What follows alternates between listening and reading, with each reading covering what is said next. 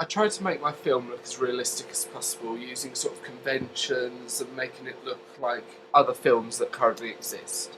I started with my title, Pressure.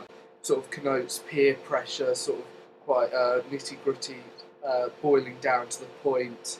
And it's on the in front of a brick wall, showing sort of a rough area, that sort of thing along those lines. The setting and location I used was equally similar. Sort of rough, sort of there's graffiti in quite a lot of places, not well maintained, sort of connoting sort of roughness, very close to what social realism often is in, sort of violent, run-down areas. The costumes and props I used were slightly different than most social realism films. I had one character that was more working class and showed that through his appearance. He was wearing tracksuit bottoms, a hoodie, and had a sort of regular budget phone. And then I also had another character who was more middle class. He was more in charge. I used his outfit to show his dominance.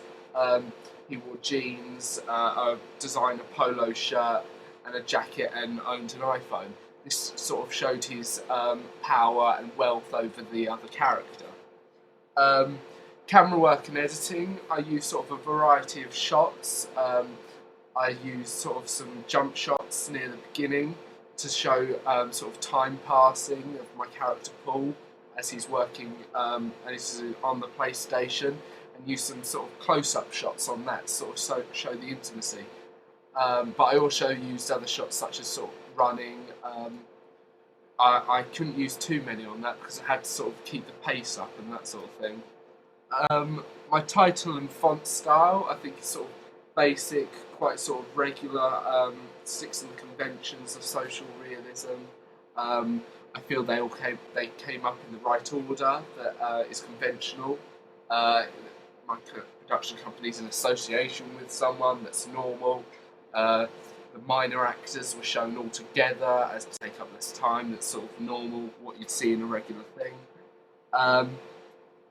The story set itself up quite differently. You don't have much talking. You just see this character receive a text. It says "Park now." He gets up and runs there.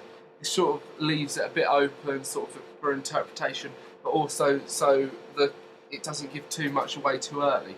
I didn't want to do that because otherwise, if you know the plot within a couple of minutes, it soon becomes quite boring and tedious.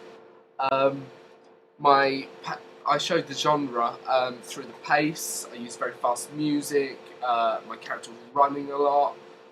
Sort of stays in tune with a lot of social realism films. Are quite speedy, up to pace, that sort of thing. And also sort of the violence that I showed with brick being thrown. That's also something that is quite regular in these sorts of films. My characters were introduced through a freeze frame. Name comes up. This is conventional. I used it. I copied the technique from Train Spotting that I saw it on. It was effective, and I feel it worked well in that. So I hoped I implemented it into mine, and hoped it gave the same sort of effect. Along with the fast music, it sort of took you back a minute. You saw the character, but special effects, I didn't use particularly many. The name coming up was one of few, because I felt that sort of social realism is sort of rougher, more basic. I wanted to keep the pace up more and keep the audience focused on that rather than special effects that sort of gloss over the top of things and stuff like that. And I feel it all went quite well, actually.